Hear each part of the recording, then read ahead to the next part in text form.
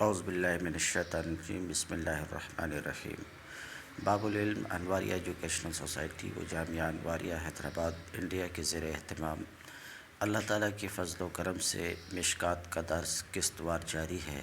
آج کا درس وعن انس قال کلما خطبنا رسول اللہ صلی اللہ علیہ وسلم الا قال لا ایمان لمن لا امانۃ لہ ولا دین لمن لا عہد لہ، رواہ البیہقی فی شعب الایمان۔ اور حضرت انس بن مالک رضی اللہ تعالیٰ عنہ سے روایت ہے، وہ کہتے ہیں کلما خطبنا رسول اللہ صلی اللہ علیہ وسلم، شاذ و نادر ہی کبھی اللہ کے رسول صلی اللہ علیہ وسلم ہمیں واعظ کیے ہوں اور یہ جملہ نہ فرمائے ہوں۔ قل کم، شاذ و نادر ہی کبھی ایسا ہوا ہو کہ رسول اللہ صلی اللہ علیہ وسلم ہمیں واعظ کیے ہوں اور آپ یہ جملہ نہ فرمائے ہوں کہ لا ایمان لمن لا امانۃ لہ ولا دین لمن لا عہد لہ۔ بات بالکل صاف ہے۔ حضرت انس کہتے ہیں کہ عام طور سے ایسا بہت کم ہے کہ کبھی بھی آپ خطبہ دیے، واعظ کیے، سمجھ رہے ہیں، تو ایسا بہت کم ہے کہ یہ دو جملے آپ نہ فرمائے ہوں۔ یعنی قریب قریب ہر واعظ، ہر خطبہ میں اللہ کے رسول صلی اللہ علیہ وسلم یہ دو جملے ضرور فرماتے تھے۔ کون دو جملے؟ لا ایمان، باقی کا ترجمہ تو آیا سمجھ میں آپ کو؟ لا ایمان لمن لا امانۃ لہ، لفظی ترجمہ کر رہا ہوں۔ اس شخص میں ایمان نہیں ہے جس میں امانت داری نہیں ہے، یعنی جو امین نہیں اس کا ایمان نہیں۔ یہ تو ترجمہ ہے، یہ تو ترجمہ ہے۔ کیا مطلب؟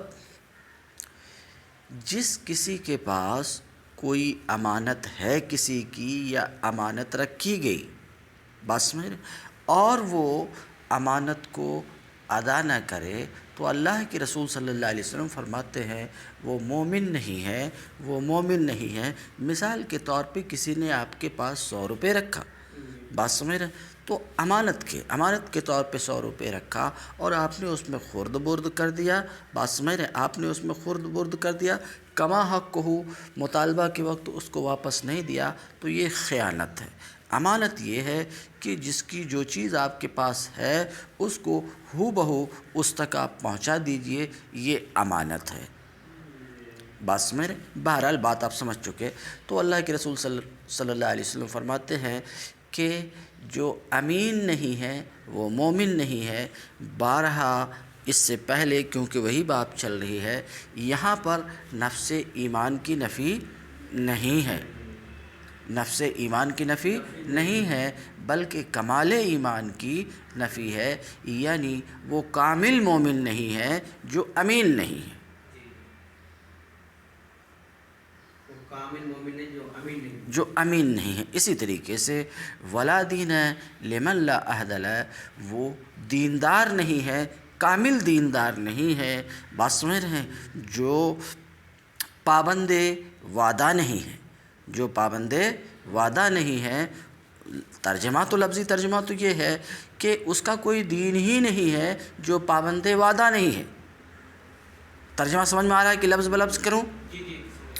لا دین ہے، اس آدمی کا کوئی دین نہیں ہے، سمجھ رہے ہیں، جو پابند عہد نہیں ہے، پابند وعدہ نہیں ہے، بات آپ سمجھ رہے ہیں۔ تو یہاں پر بھی جو نفی ہے کمال کی، وہ کامل دیندار نہیں ہے، وہ کامل دیندار نہیں ہے جو عہد کا پابند نہیں ہے۔ بہرحال یہ بات تو ہو گئی، بارہا گزر چکی۔ یہاں پر ایک بات،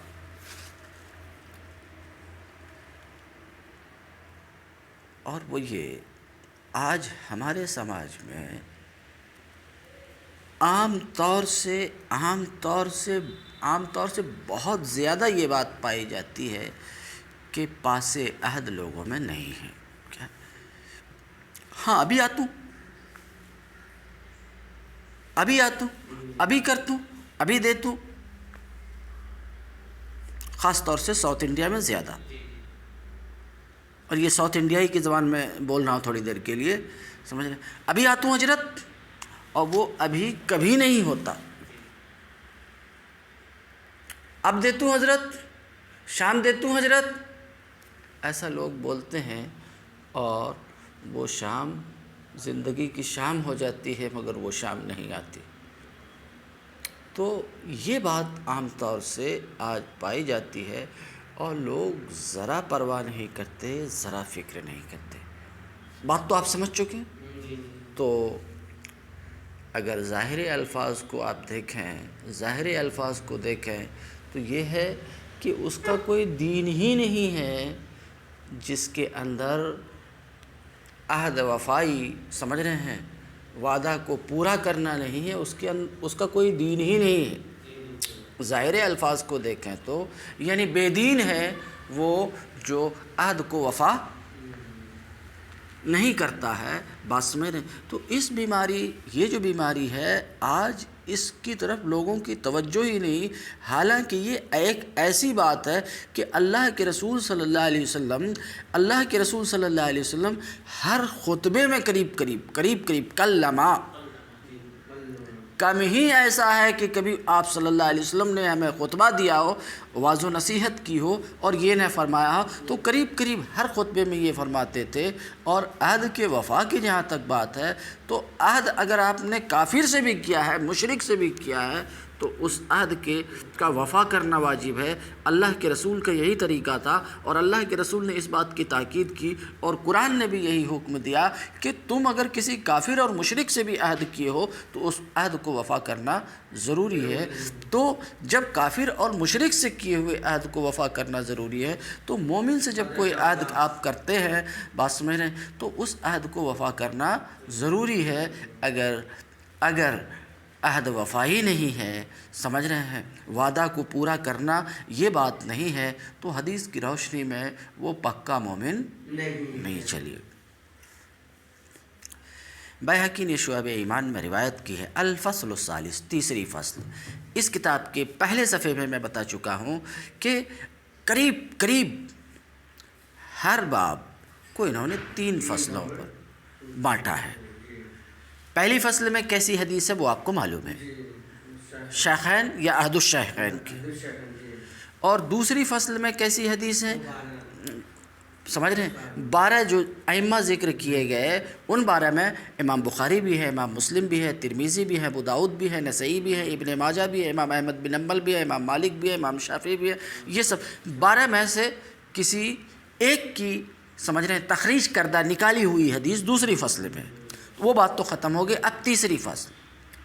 تو تیسری فصل میں عنوان باب، جو باب کا عنوان ہے، بات آپ سمجھ رہے ہیں، جو عنوان باب ہے اس کے مناسب حدیثیں ہیں، بس میں نے اس کے مناسب حدیثیں ہیں، مگر شرط کی پابندی کے ساتھ، میں محافظت شریطہ، شرط کی پابندی کے ساتھ. شرط کی کیا پابندی؟ اس حدیث کا راوی کون ہے اور یہ حدیث کس کتاب میں ہے. بات سمجھ رہے ہیں؟ جیسے ابھی آپ نے جو حدیث پڑھا تو دیکھیے اس حدیث کا راوی کون؟ حضرت انس ہے. سمجھ رہے ہیں؟ یہ دوسری فصل کی ہے، وہی میں مثال دے رہا ہوں. اور اس حدیث کی، یہ حدیث کی کون سی کتاب میں ہے؟ تو نیچے کہا رواہ البیہقی. بات سمجھ رہے ہیں؟ تو ٹھیک ہے، یہ تیسری فصل میں مناسب احادیث ہیں، مگر شرط کی پابندی ہے. تیسری فصل میں شرط کی کون سی پابندی ہے کہ اس حدیث کے اصل راوی، پہلے راوی کون ہے. بات سمجھ رہے ہیں کہ نہیں؟ اس بات کو بیان کر دیا گیا ہے. اور یہ حدیث جس کو میں بیان کر رہا ہوں تیسری فصل میں، یہ حدیث کی کون سی کتاب میں ہے، اس بات کی بھی وضاحت میں کر دیا ہوں. ایسا صاحب کتاب پہلے صفحے پر آپ کو بتا چکے ہیں. بہرحال الفصل الثالث، تیسری فصل. رفع کے ساتھ پڑھ رہا ہوں، یا تو اس لیے کہ یہ خبر ہے مبتدا محذوف کی، یا اس لیے کہ یہ خود مبتدا ہے اور اس کی خبر محذوف ہے. مثلا قادم، آتن وغیرہ تیسری فصل آ رہی ہے، یا مذکور. سمجھ رہے ہیں؟ آگے دیکھیے. ان عبادۃ بن صامت قال سمعت رسول اللہ صلی اللہ علیہ وسلم یقول من شہد ان لا الہ الا اللہ وان محمد رسول اللہ حرم اللہ علیہ النار۔ عبادہ بن صامت رضی اللہ تعالیٰ عنہ سے روایت ہے، وہ کہتے ہیں کہ میں رسول اللہ صلی اللہ علیہ وسلم کو فرماتے ہوئے سنا، میں رسول اللہ صلی اللہ علیہ وسلم کو فرماتے ہوئے سنا کہ آپ نے کیا فرمایا، من شہد، جو شخص گواہی دے اس بات کی کہ اللہ کے سوا کوئی معبود نہیں ہے، اور اس بات کی گواہی دے کہ محمد اللہ کے رسول ہیں، اس پر اللہ رب العزت نار کو حرام کر دیتا ہے۔ بات سمجھ رہے ہیں؟ تو ایک بات واضح ہے، یہ حدیث جس کو آپ نے دیکھا، جو بظاہر ایسی لگ رہی ہے کہ یہ حدیث اس بات کو بتا رہی، بظاہر ایسا جب ترجمہ آپ سنے ہوں گے تو ترجمے سے آپ کو لگ رہا ہوگا کہ اللہ کے رسول فرماتے ہیں کہ جو شخص صرف گواہی دے دیا لا الہ الا اللہ محمد رسول اللہ کی، اس کے اوپر جہنم حرام ہے۔ بظاہر یہ ہے، اگر ایسا ہے تو یہ ان احادیث اور ان آیات کے خلاف ہے۔ بات سمجھ رہے ہیں؟ ان احادیث اور ان آیات کے خلاف ہے جن احادیث میں یہ ہے کہ جنت کے لیے عمل بھی شرط ہے، ضروری ہے۔ جیسے قرآن پاک میں جگہ جگہ الذین آمنوا وعملوا وبشر الذین آمنوا وعملوا بان لهم الجنہ۔ بات آپ سمجھ رہے ہیں؟ تو آپ کتاب میں دیکھیے کہ جہاں بھی مومنین کو جنت کی خوشخبری دی گئی ہے، وہاں پر ایمان کے ساتھ ساتھ عمل کو بھی بیان کیا گیا۔ شروع ہی کتاب میں دیکھیے ھدی للمتقین الذین یؤمنون بالغیب ویقیمون الصلاۃ۔ سمجھ رہے ہیں؟ آپ پڑھتے جائیے تو جہاں پر بھی جنت کی قرآن میں خوشخبری دی گئی، صرف ایمان تو ہے، ایمان کے ساتھ ساتھ اعمال صالحہ بھی ہیں۔ تو اعمال صالحہ بھی ہیں تو کہیں گے یہ حدیث تو ان آیات کے خلاف ہے۔ بات سمجھ رہے ہیں؟ جو آیات دخول جنت کے لیے ایمان کے ساتھ ساتھ عمل کو بھی شرط ٹھہراتی ہے، جو آیات، اسی طریقے سے وہ احادیث جو ایمان کے ساتھ ساتھ اعمال صالحہ کو بھی شرط قرار دیتی۔ بات آپ سمجھ رہے ہیں ہماری؟ ایمان کے ساتھ ساتھ اعمال صالحہ کو بھی شرط قرار دیتی ہے دخول جنت کے لیے، تو یہ حدیث تو اس کے خلاف ہے۔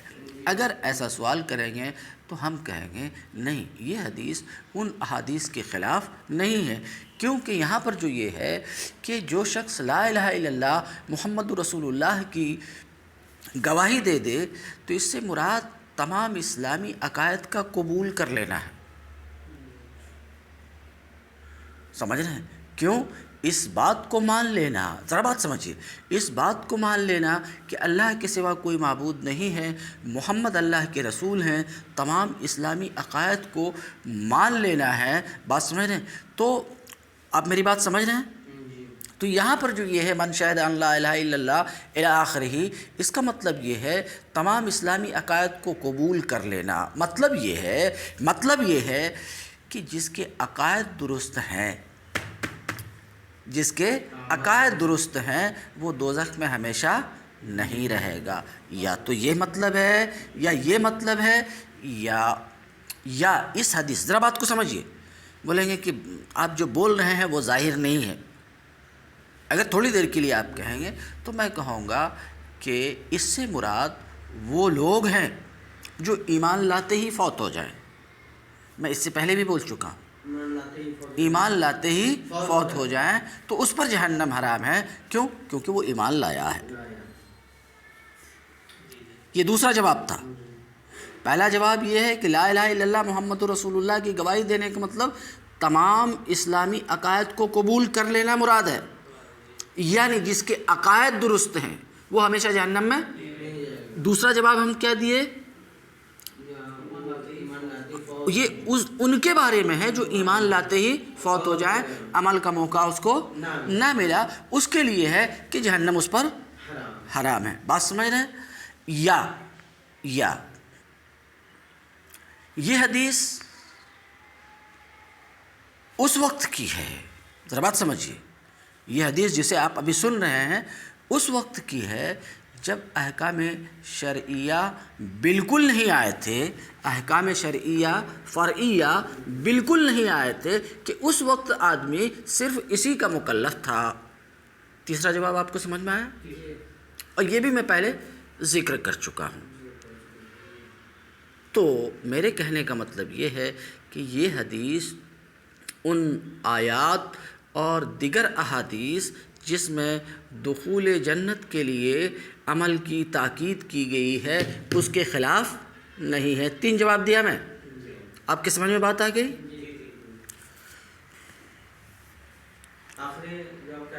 آخری جواب یہ دیا کہ یہ جو حدیث ابھی آپ پڑھ رہے ہیں، اللہ کے رسول صلی اللہ علیہ وسلم نے یہ اس وقت فرمایا، یہ اس وقت فرمایا جب کہ احکام شرعیہ بالکل نہیں آئے تھے۔ اس وقت آدمی صرف مکلف تھا، مکلف ذمہ دار آدمی مکلف تھا کس بات کا؟ صرف اس گواہی کا کہ اللہ کے سوا کوئی معبود نہیں ہے اور محمد اللہ کے رسول ہیں۔ اس وقت جب یہی ایک حکم تھا، بات سمجھ رہے ہیں، اس وقت صرف یہی حکم تھا، دیگر احکام نہیں آئے تھے، تو ظاہر سی بات ہے جب یہی حکم تھا تو جنت اسی کے اوپر تھی۔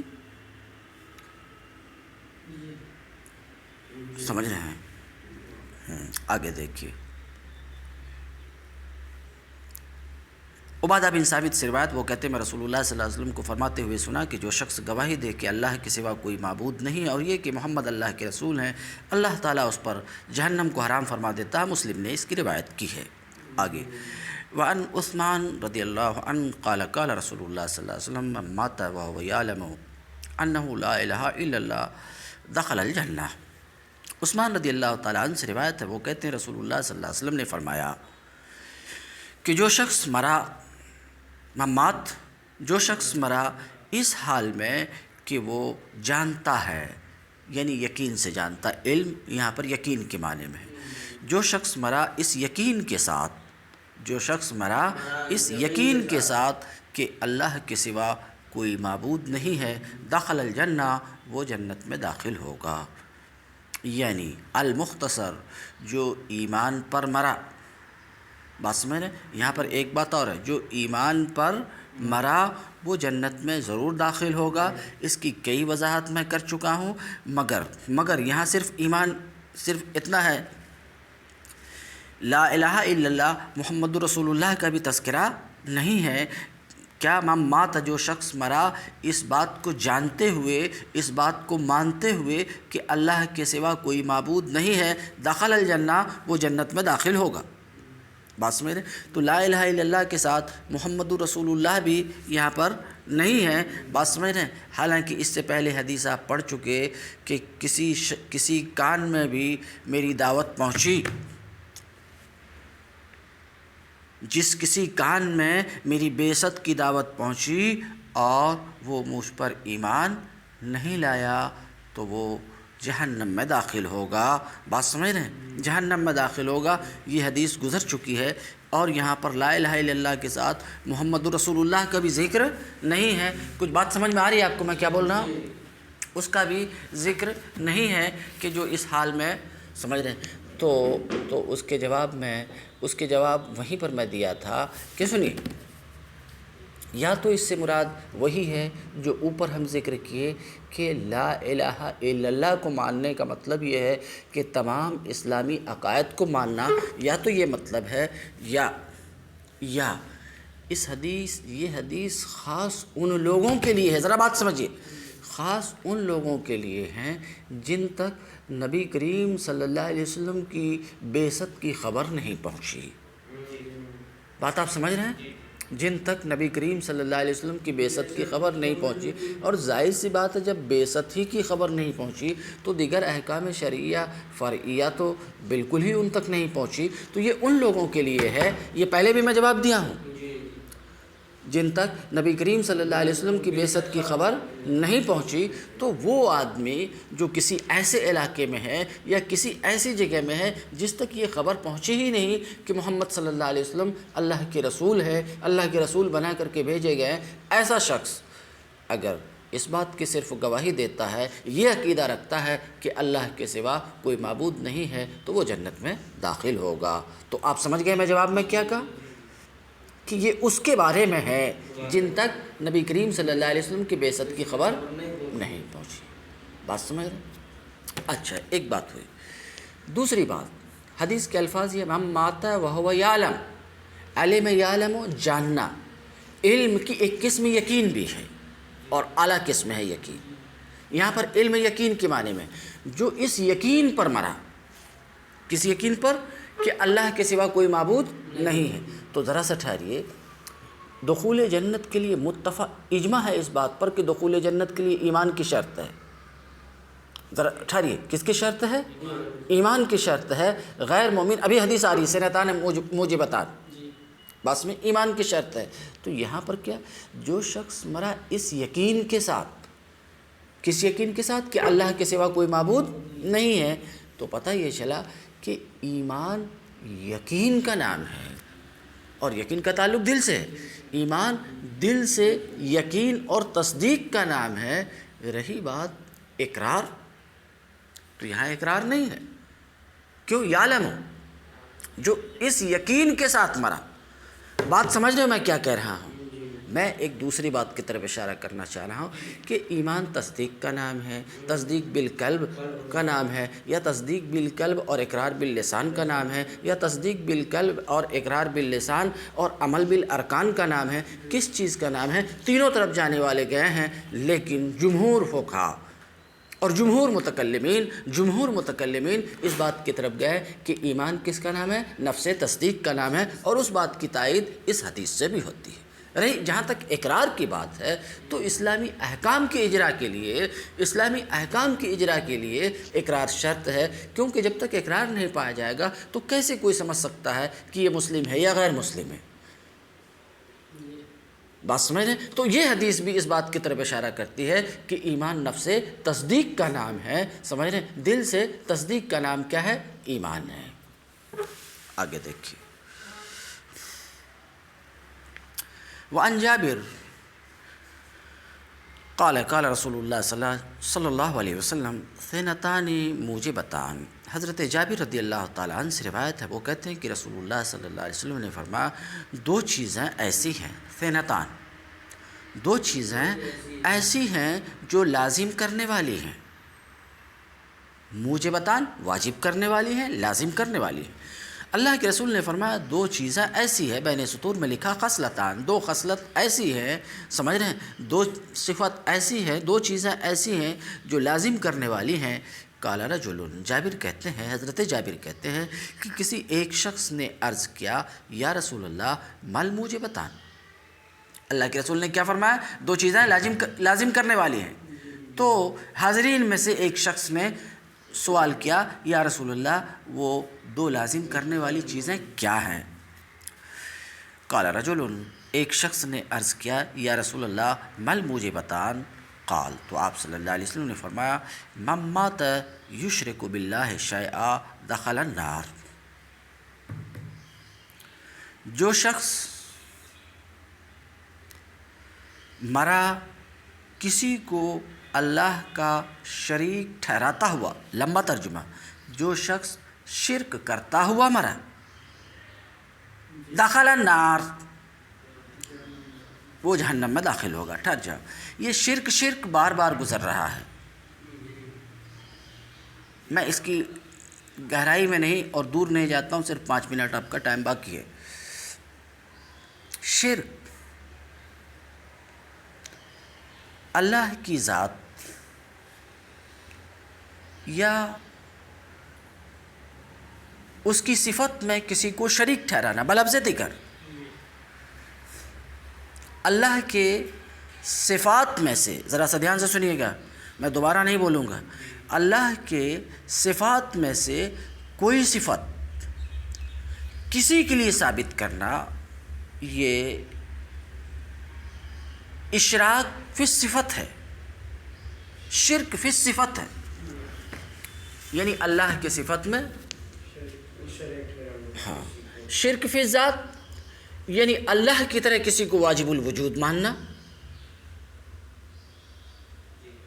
بات سمجھ رہے ہیں؟ واجب الوجود ماننا یہ شرک فی ذات ہے. ذرا سا بات سمجھیے. تو شرک فی ذات کا وجود تو نایاب ہے، بہت کم ہے. شرک فی صفات یعنی اللہ کی کسی صفت کو، اللہ کی کسی بھی صفت کو کسی کے لیے ثابت ماننا، یہ شرک فی صفت ہے. مثلا اللہ کی صفت خالق ہونا ہے. بات سمجھیے، ذرا سا بات سمجھیے، میں ایک دو مثالیں دوں گا. تو کسی اور کو خالق ماننا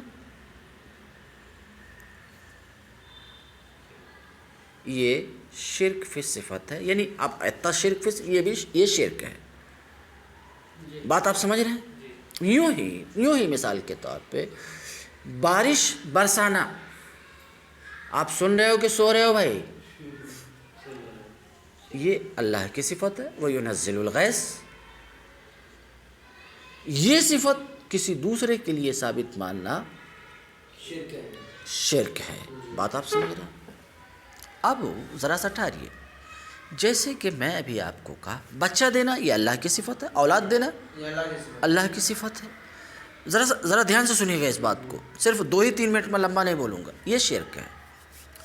تو آپ کہو گے کہ آپ بولے شرک کیا اللہ کی کسی صفت کو اللہ کے سوا کسی دوسرے کے لیے ثابت ماننا یہ شرک ہے، اور آپ بولے کہ اولاد دینا اللہ کی صفت ہے. ذرا دھیان سے سنیے. اولاد دینا اللہ کی صفت ہے، بارش برسانا اللہ کی صفت ہے. تو یہ کسی دوسرے کے لیے اگر ثابت مانے تو شرک ہوتا. ہم قرآن میں دیکھ رہے ہیں کہ خود اللہ رب العزت اولاد دینے کی نسبت جو ہے تو جبریل امی کی طرف کیا ہے. تو یا تو آپ کی تعریف غلط ہے، یا یہ کہ اللہ تعالیٰ خود بھی مشرک ہے. نعوذ باللہ، استغفر اللہ. کیا مریم کے پاس جب آئے، شاید واقعہ بھی کسی دن سنا چکا ہوں. مریم کے پاس جب آئے، حضرت مریم کے پاس جب جبریل امی آئے، سمجھ رہے ہیں؟ حضرت مریم کے پاس جب جبریل امی آئے تو کیا بولے؟ لِأَهَبَ لَكِ وَلَدًا. تمہارے پاس اس لیے آیا ہوں کہ تم کو ایک بچہ دوں. تو یہاں بچہ دینے کی نسبت تو جبریل کی طرف، غیر اللہ کی طرف.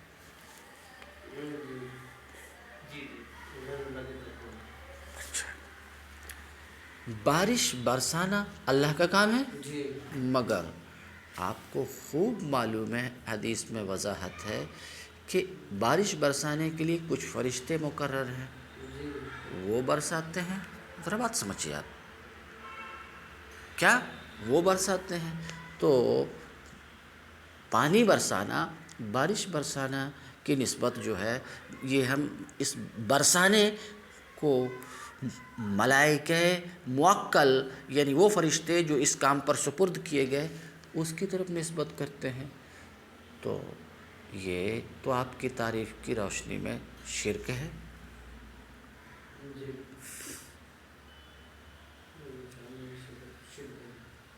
تو ہم کہیں گے تعریف تو یہی کی جاتی شرک کی جو میں آپ کو بتایا. اب تمہارا سوال ہے تو مجھے کچھ تو کرنا پڑے گا اس سلسلے میں، مگر تعریف تو یہی کی جاتی. جو بات آپ سمجھیے، بار بار آتی رہے گی، ہر بار ہم نہیں بولیں گے، یہ ایک بار بول رہے ہیں، سمجھ رہے ہیں؟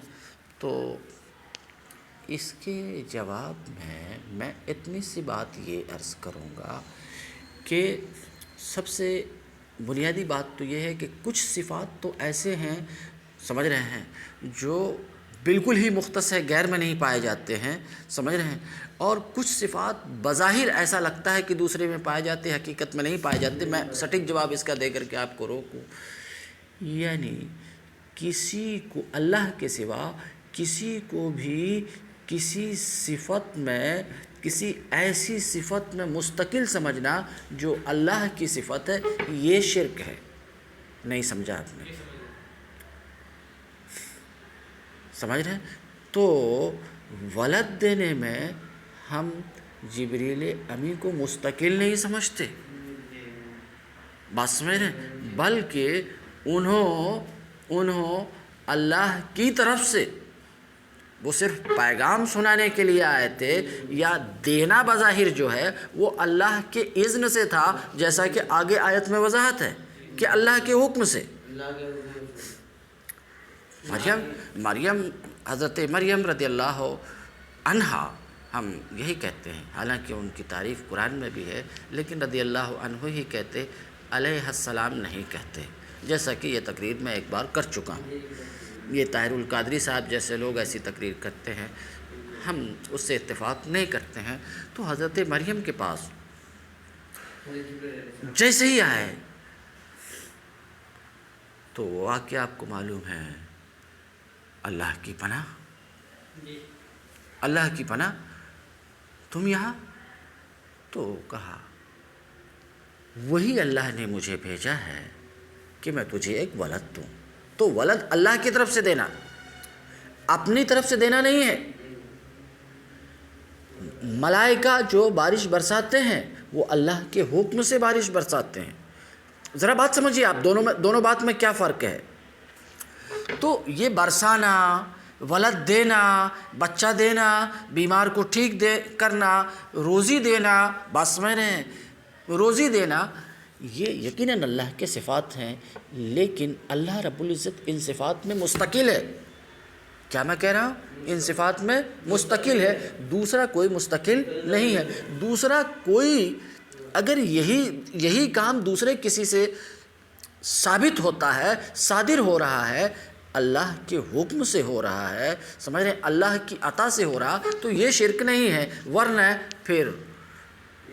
ورنہ جبریل کا یہ کہنا لِأَهَبَ لَكِ وَلَدَ یا غلام آؤ کما قال اللہ، تاکہ میں تجھے لڑکا دوں، یہ بھی شرک ہو جائے گا۔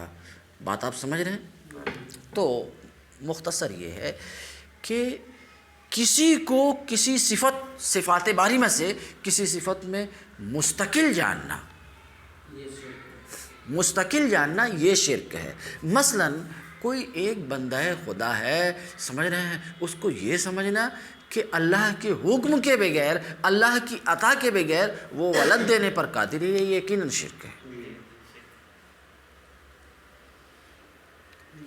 یہ یقیناً شرک ہے کہ اللہ کی عطا کے بغیر، اللہ کے حکم کے بغیر کوئی شخص ولد دینے پر قادر ہے یا کچھ دینے پر قادر ہے، یہ یقیناً شرک ہے۔ اس کے شرک ہونے میں شک نہیں ہے، مگر اس خیال کے ساتھ، ذرا بات سمجھیے، اس خیال کے ساتھ کہ اللہ کی عطا سے کوئی ولد دے دیتا ہے، میں نام لینے کی ضرورت محسوس نہیں کرتا ہوں، تو یہ شرک نہیں ہے، کیونکہ ہم مستقل نہیں مان رہے ہیں۔ ولد کا دینا اس شخص کی ذاتی خوبی نہیں مان رہے ہیں، ذاتی صفت نہیں مان رہے ہیں، بلکہ عطائی صفت مان رہے ہیں۔ بات آپ سمجھ؟ ایک بات تو کلیئر ہوئی، ایک بات اور، یہاں پر تو آپ کو کوئی دقت نہیں، لیکن اب ایک دوسری بات بولنے جا رہا ہوں، یہاں تھوڑی سی دقت ہوگی، اب صرف 2 منٹ۔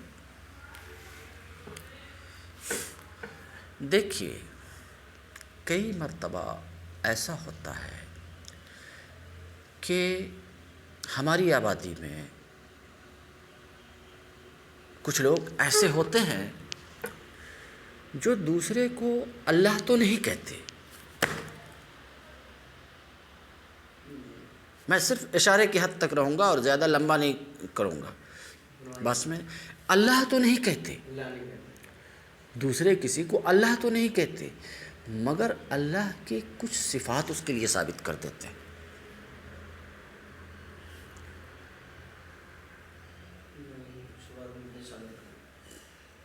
ذرا بات سمجھیے، اللہ کے کچھ صفات اس کے لیے ثابت کر دیتے ہیں۔ ایسی دنیا میں بہت سی قوم گزری ہیں اور بہت سے لوگ ہیں، ذرا بات سمجھیے۔ تو آپ یہ تو نہیں کہہ رہے ہیں کہ وہ اللہ ہے، ایک مثال، تو ایسا بہت مرتبہ ہوتا ہے کہ اللہ نہیں کہتے، مگر جو اللہ کی صفت ہے وہی صفت اگر اس کے لیے ثابت کر دیتے ہیں تو یہ بھی شرک ہے۔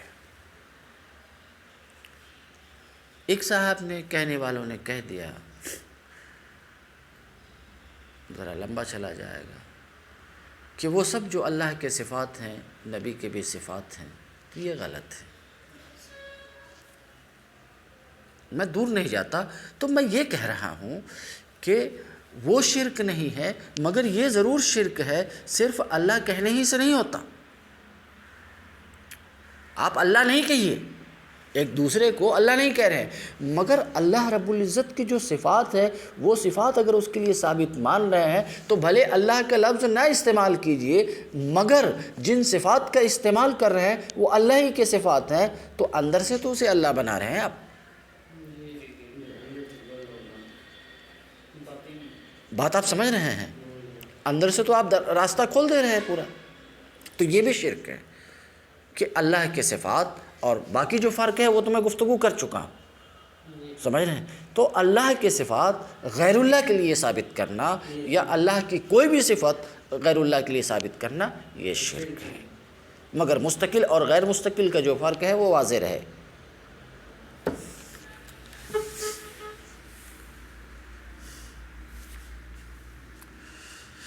بہرحال میں کہاں تھا؟ ہاں، ایک منٹ۔ سنتانے مجھے بتانے، دو چیزیں واجب کرنے والی ہیں، دو ایسی چیزیں ہیں جو واجب کرنے والی ہیں، لازم کرنے والی ہیں۔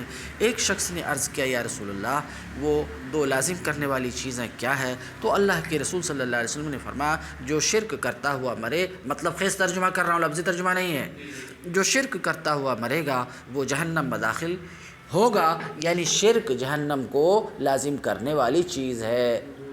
بات سمجھ رہے ہیں؟ اسی طریقے سے جو توحید پر مرے گا وہ جنت میں داخل ہوگا، یعنی توحید جنت میں داخل کرنے والی چیز ہے۔ بات سمجھ رہے ہیں؟ تو یہ دو چیزیں لازم کرنے والی ہیں۔ اب یہاں پر سوال وہی ہوگا، جواب بھی وہی ہوگا، سوال یہی ہوگا کہ یہ تو یہ بتا رہی ہے کہ کفر ممکن ہے کہ شرک سے مراد یہاں پر کفر ہو، سمجھ رہے ہیں، اور اس کے اندر شرک بھی آ جائے، تو کفر جہنم کو لازم کرنے والا ہے، ایمان جنت کو لازم کرنے والا ہے۔ تو یہاں تو جنت دینے والا اور جہنم میں پہنچانے والا کون ہے؟ ایمان اور کفر ہے۔ تو اگر اس طرح کا سوال کریں گے تو پیچھے میں اس کا جواب دے چکا کہ یہ اسناد تفصیل تو بولنے کی ضرورت نہیں ہے۔